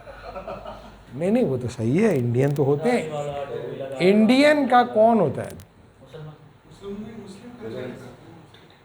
दो होते हैं, या तो होगा मुसलमान या फिर होगा सिख।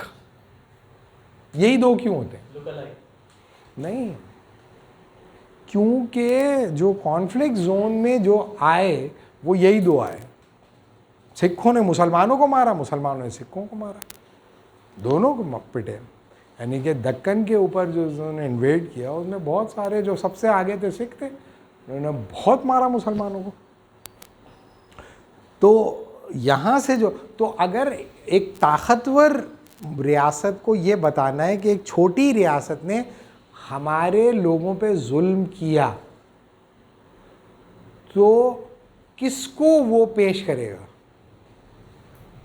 उन लोगों को पेश करेगा जो पाकिस्तान से हिंदुस्तान आए। तो वो सबसे ज़्यादा कौन से आए? सिख आए।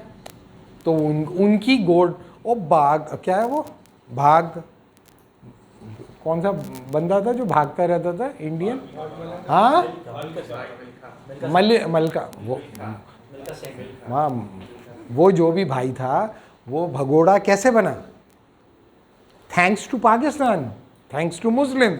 उसके बाप को मारा, बाप की माँ को मारा, इनको सबको मार दिया। तो उसने कहा बेटा भाग, तो उसने जो भागना शुरू किया ओलंपिक्स में भी भाग रहा। तो अगर हम लोग नहीं होते, इतना तशद्दुद नहीं करते, इतने बदमाश, इतने खबीज़, इतने जालिम जाबिर नहीं होते, तो वो नहीं बन पाता।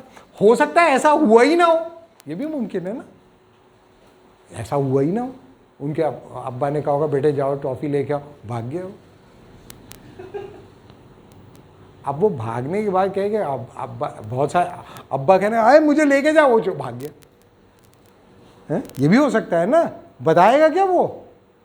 लेकिन इंशाल्लाह ऐसा ही हुआ होगा कि हम लोगों ने इतनी ही बदमाशी की होगी जिसकी वजह से भाग भाग के वो इतना बड़ा भगोड़ा बना और फिर उसने टाइटल भी जीता।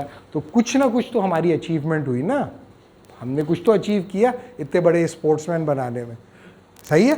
तो जो इशू है वो ये कि उसने क्या इम्प्रेशन लिया पाकिस्तान बनने से, भागने का, भागना शुरू कर दिया, भाग भाग के सारा वो बन गया। लेकिन उसमें एक दुख होता है, गलत हुआ, बनना नहीं चाहिए था।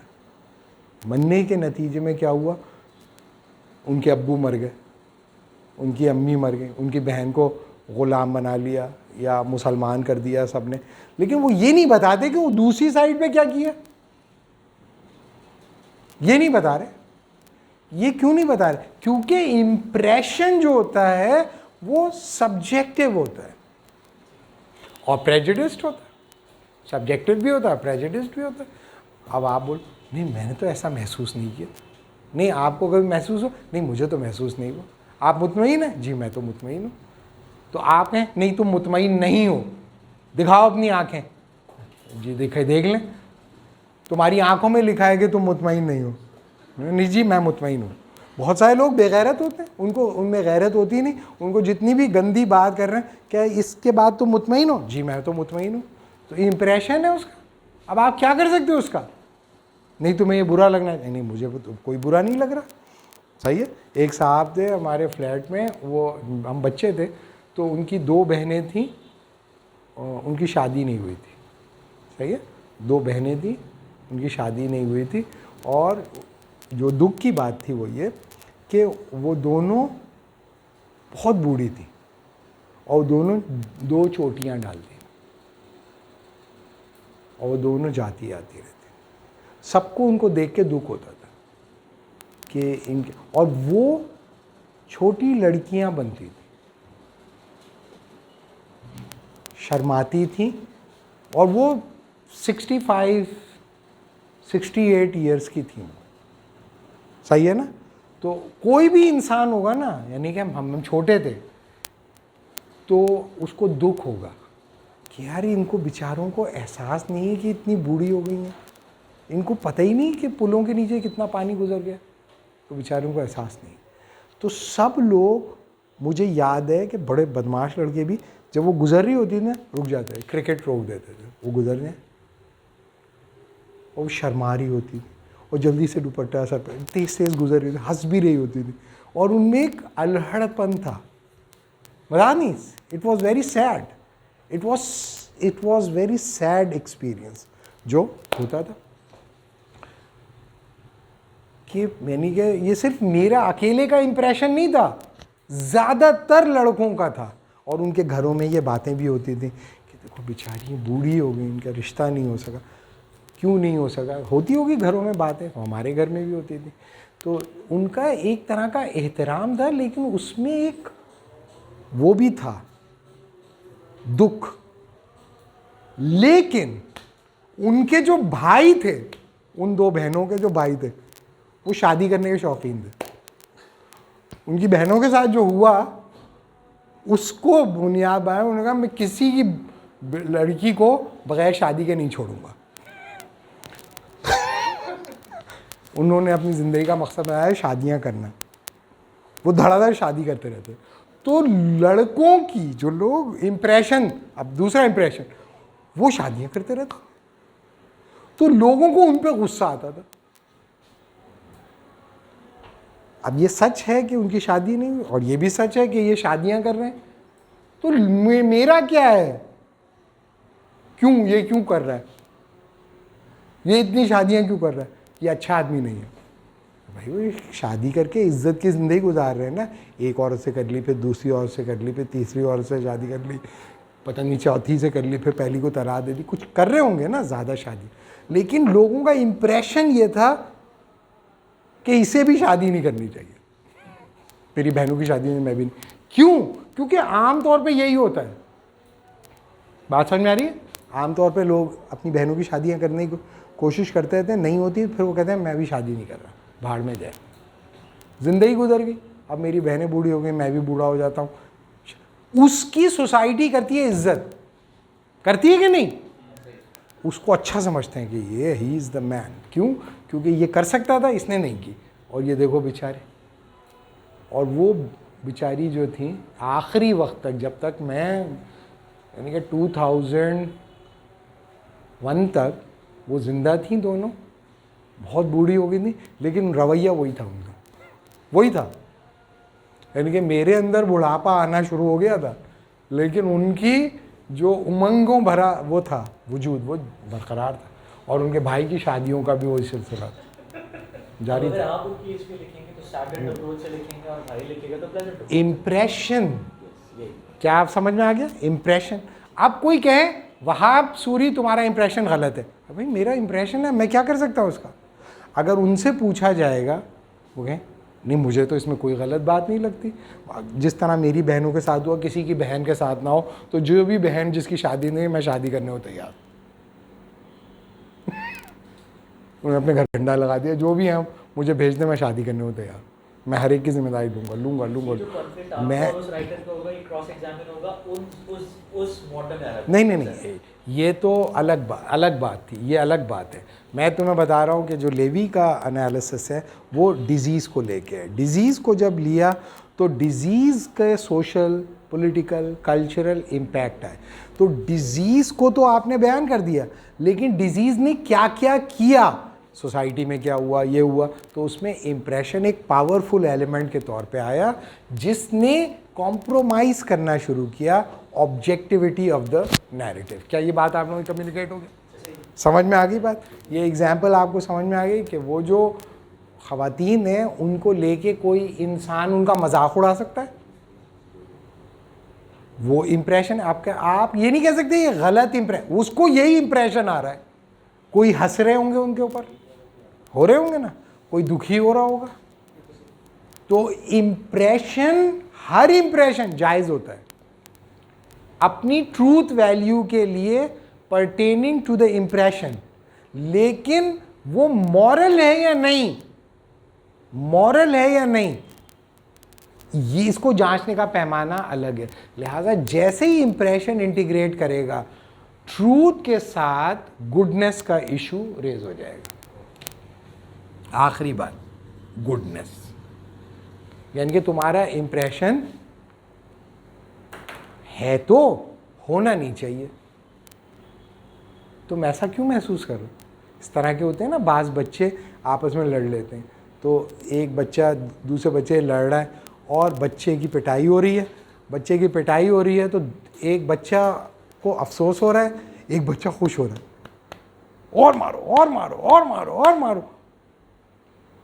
तो एक बच्चा उस इवेंट को से इंजॉय क्यों कर रहा है कि एक बच्चे की पिटाई हो रही है? तो आप कहेंगे कि इम्प्रेशन मॉरली इवैल्यूएट होने चाहिए। लिहाजा जैसे ही आप मॉरली इवैल्यूएट करोगे ना इम्प्रेशंस को, तो आपको सेलेक्टेड होना पड़ेगा, सेलेक्टेड, चूजी होना पड़ेगा।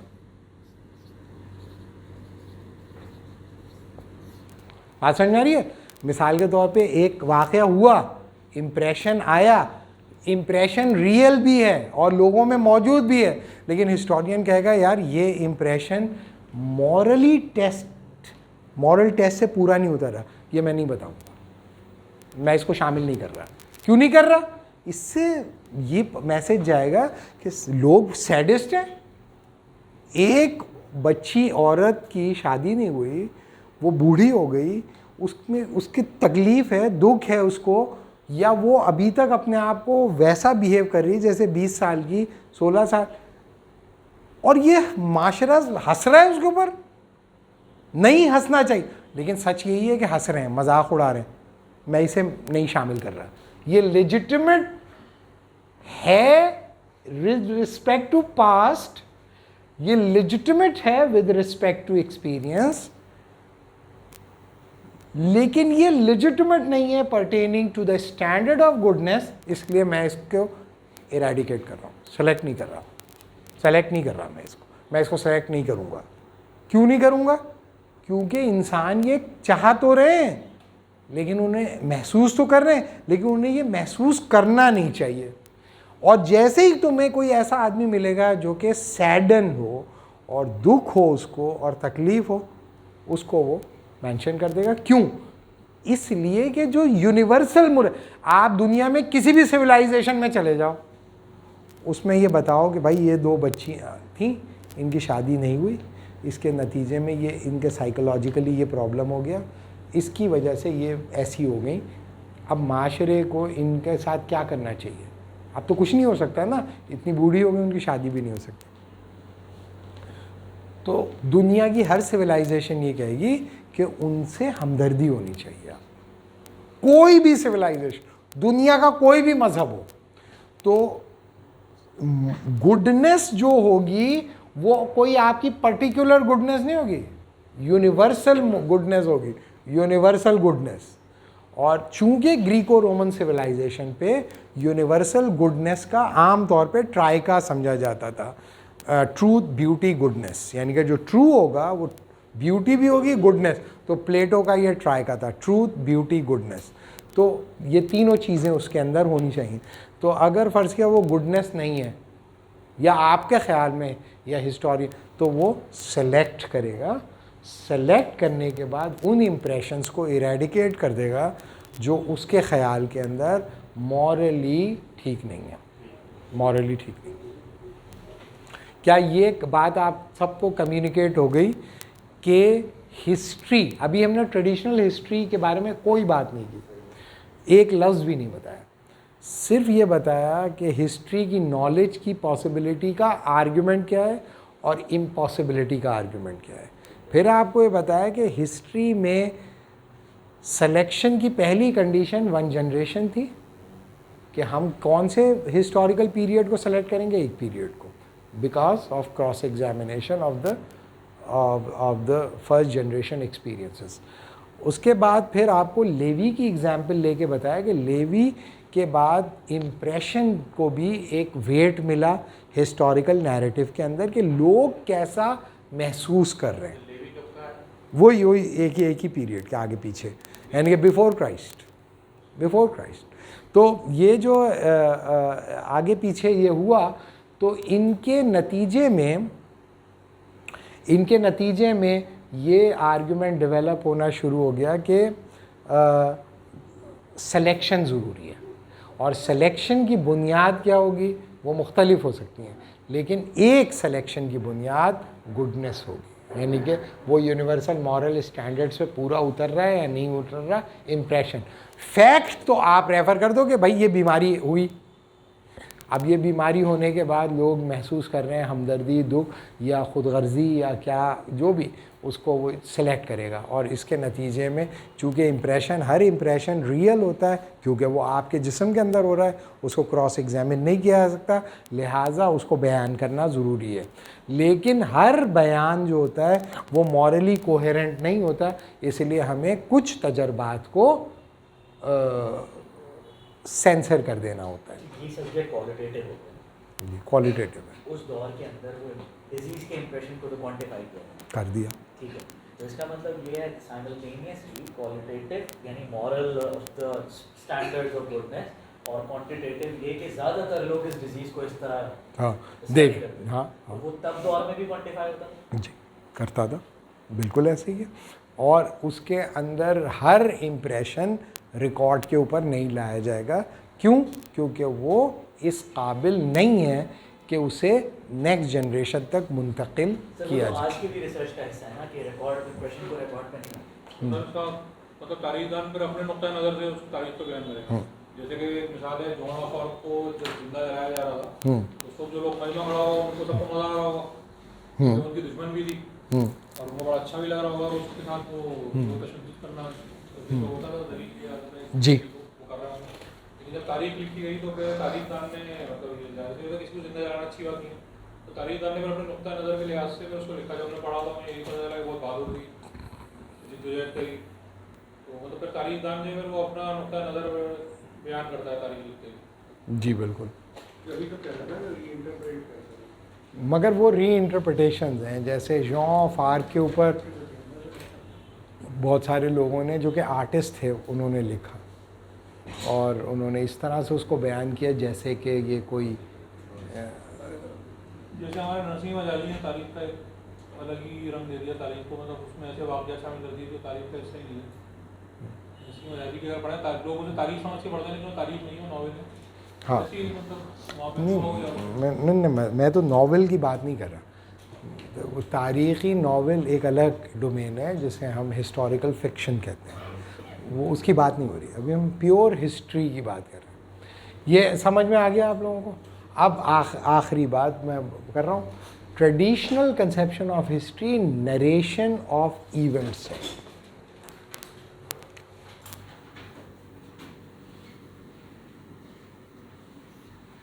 इवेंट्स को बयान करना उनकी क्रोनोलॉजिकल ऑर्डर में ट्रेडिशनल कंसेप्शन ऑफ हिस्ट्री है।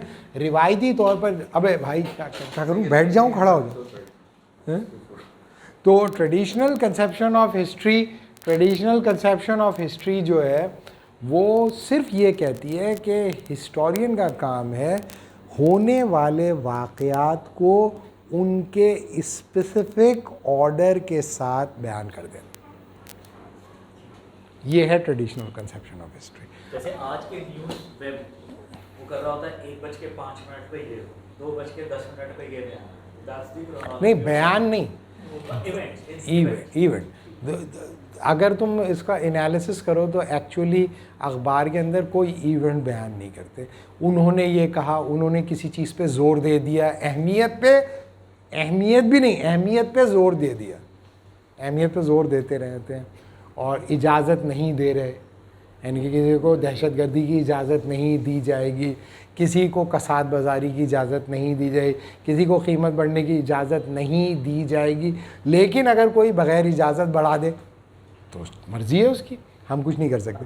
तो अगर तुम देखो टेक्निकली स्पीकिंग तो अखबार के अंदर इवेंट नहीं होते, उसूलन लोगों के जुमले होते हैं, ऐलानात। आप सुन क्यों रहे हो उनके? अगर दुनिया अखबारात और ख़बरें सुनना बंद कर दे, दुनिया अच्छी दुनिया बनेगी, अच्छी दुनिया बनेगी। मैं कोई ख़बरें नहीं सुनता, मैं क्यों किसी के बयानात सुनूं जिसका IQ भी लो है, जो मेरे से कम पढ़ा लिखा है, जो पता नहीं क्या क्या बदमाशियां करके वहाँ पहुँचा, मैं उसकी बात क्यों सुनूं? भाड़ में जाए वो, जहन्नुम में जाए, मैं क्यों सुनूं उसकी बात? एक आदमी जिसने ना कुछ पढ़ा है ना लिखा है, इंटर पता नहीं क्या करके वो बैठा हुआ है, वो तज्जिया कर रहा है, सीनियर तज्जियाकार बना हुआ है। किस बात का तज्जिया भाई? क्यों कर रहे हैं तज्जिया? और मैं उसका तज्जिया सुनूं क्यों सुनूं? क्रिस हेजेस तुम्हें बताएगा कि ये तुम इसलिए सुनो क्योंकि सब सुनते हैं, इसके अलावा तो कोई जस्टिफिकेशन नहीं है। एक आदमी स्टोरी निकाल कर ला रहा है, उसको स्टोरी क्यों पता चली और आपको स्टोरी क्यों नहीं पता चली? चिड़िया ने उसको क्यों बताया और आपको क्यों नहीं बताया? चिड़िया उसको क्यों बताती है और आपको क्यों नहीं बताती? चिड़िया ने उसको क्यों सेलेक्ट किया और आपको क्यों नहीं सेलेक्ट किया? आपको चिड़िया से सवाल करना चाहिए, चिड़िया वाले से सवाल करना चाहिए, या अपने आप से सवाल करना चाहिए? आप कहें चिड़िया तो जवाब देगी नहीं, चिड़िया मेरी पहुंच में नहीं है, चिड़िया वाला वो भी मेरी पहुंच में नहीं है, मैं क्यों कर रहा हूँ? मुझे नहीं सुनना चाहिए, भाड़ में जाइए, मैं नहीं सुनूंगा। लिहाजा मैंने 2008 में ये फैसला किया, 2006 में, कि मैं इनमें से किसी कबूतर के पट्टे की बात नहीं सुनूंगा, नहीं सुनूंगा। मैं सुने बगैर जिंदगी गुजारूंगा। लिहाजा मैं इनमें से किसी को जानता ही नहीं। वो क्या कह रहे हैं, उनका क्या पॉइंट ऑफ व्यू है, वो क्या चाहते हैं, वो क्या नहीं चाहते, उसके बावजूद मैंने सरवाइव कर लिया। 2006 में मैंने बंद किया, उसके बावजूद मैं कॉन्फ्रेंसेस भी करता रहा, बाहर आता जाता भी रहा, सिर्फ रिसर्च पेपर पढ़ता हूँ। जो फील्ड का आदमी है, बड़ा आदमी है, उसने रिसर्च किया, रेफरेंसेस वो मैंने रीड कर लिया। मैं ये क्यों अपनी गिलाजत अपने सर में डालूं भाई? अब जब आप टेलीविज़न देख रहे हैं तो टेलीविज़न में आपका दिमाग काम कर रहा है, स्केमेटाइजेशन हो रही है, चीज़ें कनेक्ट हो रही हैं, जहन थक रहा है, जहन थकता है। जहन में क्यों थका हूँ? ये मैं रिलैक्स हो रहा हूँ, रिलैक्स हो रहा हूँ। रिलैक्स होने का मतलब है सो जाओ आप। लेकिन अगर आप रिलैक्स होने के लिए कोई टॉक शो देख रहे हो तो आप एक एक्टिविटी कर रहे हो भाई, आपका जहन थक रहा है, फिर आप कुछ और नहीं कर सकोगे, फिर आप फैमिली से बात नहीं कर सकोगे क्योंकि आप थक चुके होगे। तो आपको नहीं थकना, आपको अपनी एनर्जी बचानी है। तो ये याद रखें कि ये जो है ये उन्होंने ये कहा, उन्होंने ही कहा। तो लेकिन अगर न्यूज़ को आप हटा देते हैं ऑन दिस प्रॉब्लमिटी और इस चेक पर, तो अगर लिटरल न्यूज़ की मीनिंग ली जाए तो इवेंट्स और न्यूज़ तो डायरेक्टली रिलेटेड है।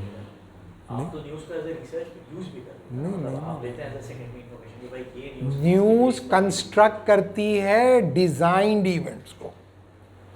News is a mechanism to construct desired events.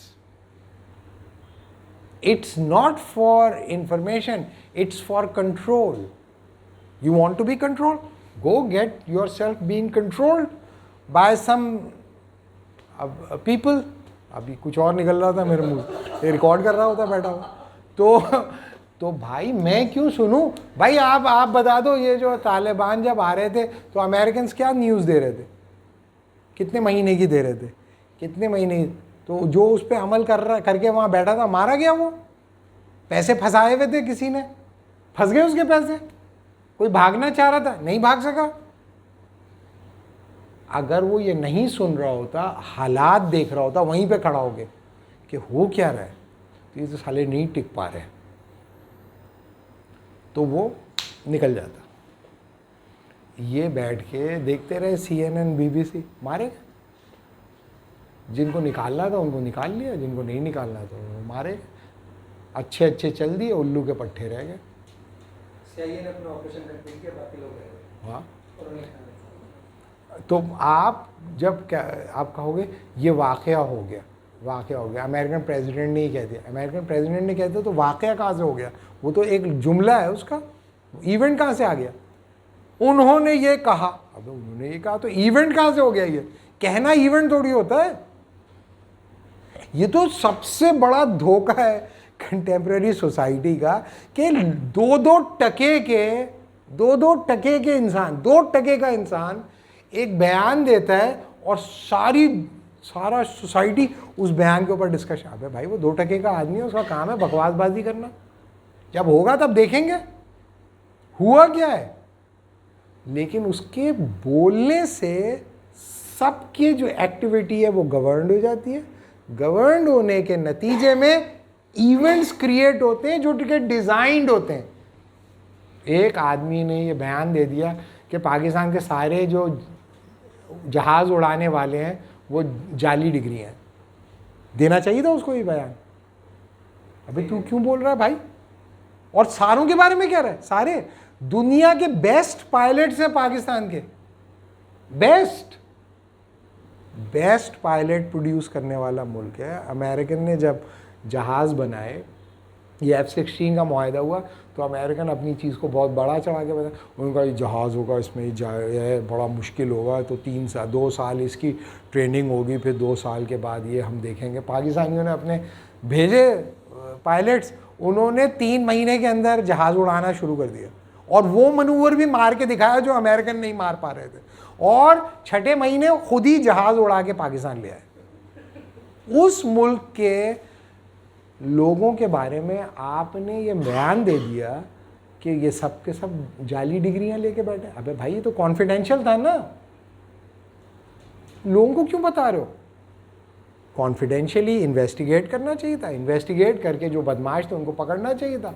और अगर किसी के पास डिग्री नहीं भी है लेकिन जहाज़ अच्छा उड़ा रहा है, बहुत अच्छा जहाज़ उड़ा रहा है, डिग्री हो या नहीं हो क्या फ़र्क पड़ता है भाई। रिक्शा लोग चलाते हैं, उनके पास डिग्री होती है क्या?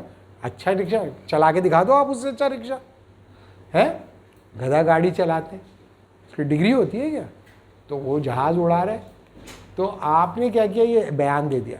ये बयान इंपॉर्टेंट नहीं है, बयान आपने किसी डिज़ाइंड इवेंट के लिए दे दिया। अब हमें तो नहीं पता आपने क्यों दिया, लेकिन इसके नतीजे में पाकिस्तान को बेतहाशा नुकसान पहुंचा। पाकिस्तान की क्रेडिबिलिटी, पाकिस्तान के लोगों की क्रेडिबिलिटी, पाकिस्तान के इदारों की क्रेडिबिलिटी सब। और वो बैठा हुआ भी है, हट भी नहीं रहा।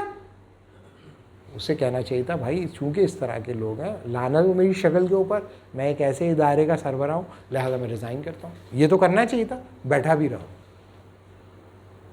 और आप कह रहे हो ये वाक़या हो गया, वाक़या नहीं है ये डिज़ाइंड स्टेटमेंट थी फॉर डिज़ाइंड इवेंट्स। तो आप जब इवेंट्स को बयान के साथ कंफ्यूज करते हो, बयान के साथ कंफ्यूज करते हो, जो महज एक आवाज़ है, किसी के एक गैस पैदा हुई, अब हवा तो निकलनी है, हवा निकलते निकलते आवाज़ निकल गई, तो आपने कहा चलो ये वाक़या हो गया। तो आपको ये लिखना चाहिए किसी के मुंह से हवा निकली, ज़्यादा ये आपने उसको इवेंट कहाँ से कह दिया। आप देख लो खबरों के अंदर, उसने ये कहा, उसने ये कहा, उसने ये कहा, उनके कहने से क्या होता है। एक ऐसा माइंड कंस्ट्रक्ट किया है जो सुनकर इवेंट्स करता है। इससे ज़्यादा कंट्रोल्ड माशरा कोई हो सकता है? इससे ज़्यादा कोई कंट्रोल्ड दुनिया हो सकती है? पहले ऐसा थोड़ी होता था, कुछ भी बकवासबाजी करता है, इस कान से सुन के बोलते जब कुछ करेगा तो देखेंगे। आपको पता है हज़रत अली जब वापस जा रहे थे सिफ़ीन के बाद, तो वो अलग हो गए ख़वारिज हज़रत अली से। तो हज़रत अली से उन्होंने कहा कि हज़रत ये आपके ख़िलाफ़ बातें कर रहे हैं और ये कह रहे हैं कि आप पे हमला करेंगे ये। तो हज़रत अली ने कहा कि भाई तो मैं प्रीएम्प्टिव मेजर ले लूँ क्या? मैं जब हमला करेंगे तो फिर हम देखेंगे, या वहीं पे उस वक्त नहीं तुमने ऐसा क्यों सोचा, ऐसा क्यों बोला, अभी मैं तुम्हें बताता हूँ। हज़रत अली को चूँकि कॉन्फिडेंस था, वो बैठे रहे, उन्होंने जब हमला किया जाके डिफीट कर दिया उनको। क्यों? इसलिए कि बोलने के ऊपर नहीं, बयान से कुछ नहीं होता। एक्ट तुमने क्या किया है, एक्ट कुछ करते नहीं है, बयान देते रहते हैं। हम किसी को तन्हा नहीं छोड़ेंगे, हम किसी को तन्हा नहीं छोड़ेंगे, उनको तन्हा छोड़ दिया।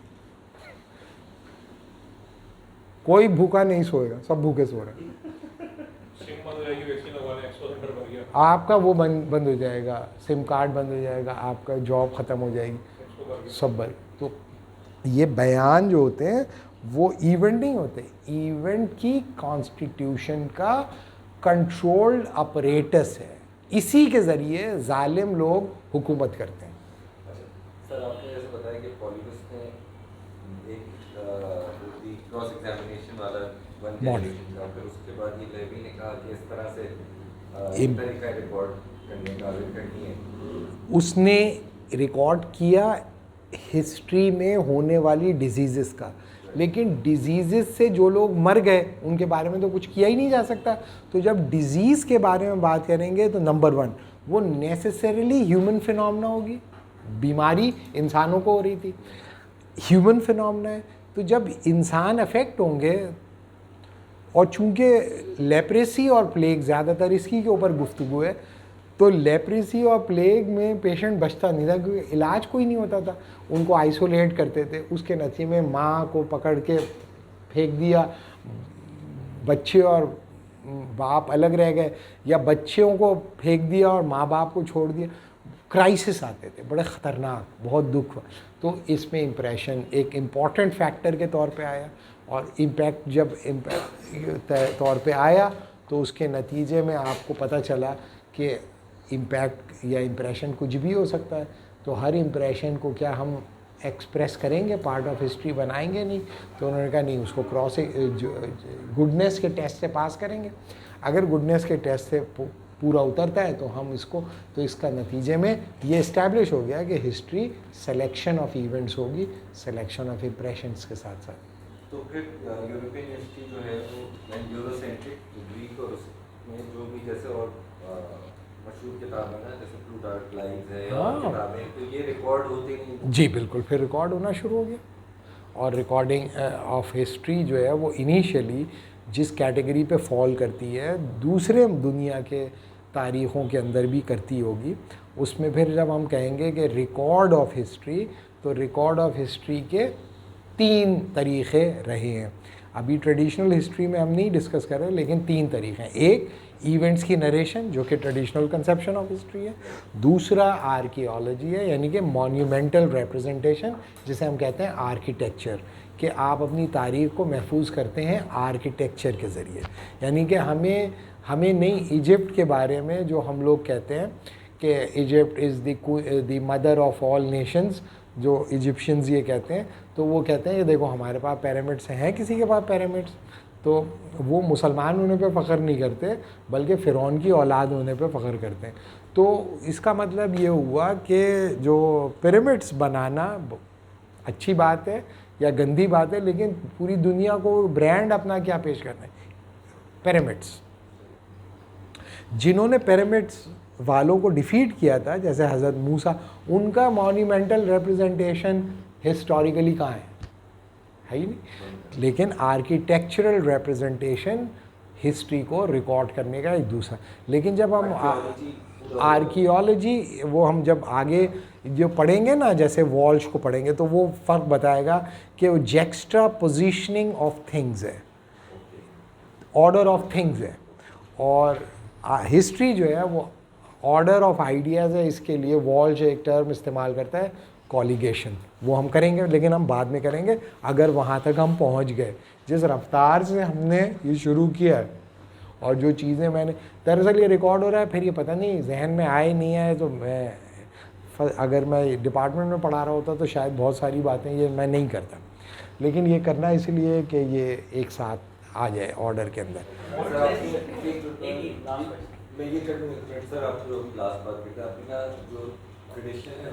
अच्छा, एक और तीसरा भी बता दो, लिटरेचर।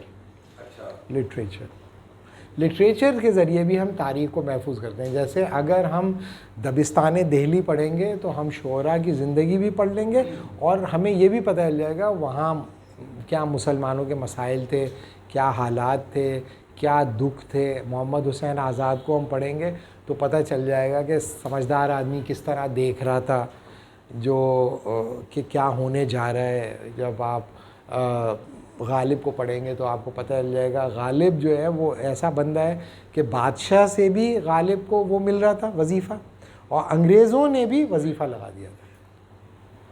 सही है, क्योंकि गालिब का जो मैदान था वो पॉलिटिकल नहीं था, इंसानियत थी। तो उन्होंने कहा कि भाई तो उन्होंने जो बेसिक आर्ग्यूमेंट डेवलप किया था, उन्होंने जो बेसिक आर्ग्यूमेंट डिज़ाइन किया था, वो उन्होंने कहा भाई मेरा इंसानियत है ना, मोहब्बत। तो उन्होंने कहा हाँ ना, अपनी मोहब्बत की बातें जारी रखो, ये लो वजीफ़ा। तो लेकिन ये कि बहुत सारे ऐसे शायर हैं जिनकी पॉलिटिकली वाइब्रेंट थे, ब्रिटिशर्स ने देख लिया कि भाई ये आदमी तो कुछ है, इस काबिल नहीं है, तो उनको आप रियासत का हिस्सा नहीं बनाया। जैसे अल्लामा इकबाल जो थे, उन्होंने जज बनने के लिए वो दी एप्लीकेशन, रिजेक्ट कर दिया अल्लामा इकबाल को। क्यों? उन्होंने कहा ये हम काबू नहीं कर सकते इस आदमी को, ये हालांकि उनके पास डिग्री भी थी, पढ़े लिखे भी थे, समझदार भी थे, लेकिन अल्लामा इकबाल उनके काबू से बाहर थे। तो उन्होंने कहा कि भाई ये आदमी नहीं चाहिए हमें। तो लिटरेचर और पोइट्री भी हिस्ट्री का एक नैरेटिव है। जी, historical mythology is the collective memory of our ancestors. ये नहीं, नॉलेज नहीं मानते उसको, नहीं मानते। फ़लसफ़ियों ने आगे सबसे पहला काम तो यही किया कि माइथॉस को ब्रेक करके लोगोस से रिप्लेस किया। तो जैसे कैरन आर्मस्ट्रॉन्ग का है कि भाई दो ट्रेडिशन, एक माइथॉस का है, एक लोगोस का है। तो माइथॉस जो है वो पोइट्री वगैरह ये वो, और लोगोस जो है वो फिलॉसफी और साइंस। इसमें ओरिजिन वगैरह होते हैं ना पास्ट का, तो उससे वो नहीं रहते, यानी नॉलेज नहीं होगा वो माइथोलॉजीज़ के साथ 3 कंडीशन नेसेसरीली एसोसिएट करते हैं। Number 1, myth is a fiction, झूठ होती है वो, एग्जैजरेशन ऑफ इवेंट्स होती है। तीसरा ये कि actual content of myth is not important, यानी कि मिथ का एक्चुअल कंटेंट इम्पॉर्टेंट नहीं होता, the message is more important than the actual content of the myth, and the purpose of the myth is to harmonise society. Myth का जो बुनियादी मकसद होता है इल्म फैलाना नहीं होता, सोसाइटी को जोड़ना होता है।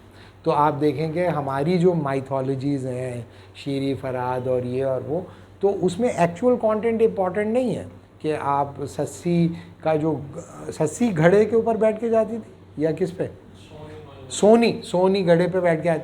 आप कहें नहीं घड़े पे नहीं तो घड़ा टूटता नहीं था, नहीं तो कितना गहरा पानी था, नहीं तो घड़ा जो है वो कितनी देर तक बैठती थी, या पेट के बल बैठती थी, या कैसे बैठ।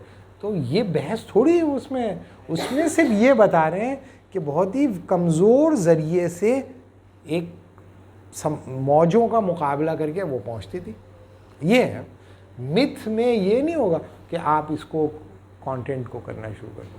सो लेवी की कॉन्सेप्ट में गुडनेस अगर स्टैंडर्ड है तो इसका मतलब ये है कि एंग्लो हिस्ट्री सारी जितनी भी चल रही है तो सब अच्छी है ना, सूरत नहीं लेवी नहीं, देखो जब मैंने ये तुम्हें 2 थिंकर्स जो बताए हैं, इसका मतलब ये नहीं है कि आगे आने वाले हिस्टोरियंस ने इसे फॉलो किया है। मैं सिर्फ तुम्हें ये बता रहा हूँ कि जीनियोलॉजिकली कोई फील्ड ऑफ नॉलेज कैसे इमर्ज हुई, तो हम सिर्फ उसका ओरिजिन को देख रहे हैं। दूसरे लोगों ने, हो सकता है बहुत सारे ऐसे हिस्टोरियन जिन्होंने पॉलिबिस को पढ़ा ही ना हो, या लेवी को पढ़ा ही ना हो, या उन्होंने फ़िलासफ़ी ऑफ हिस्ट्री सिरे से पढ़ी ना हो, लेकिन वो बड़े अच्छे हिस्टोरियन बने हो।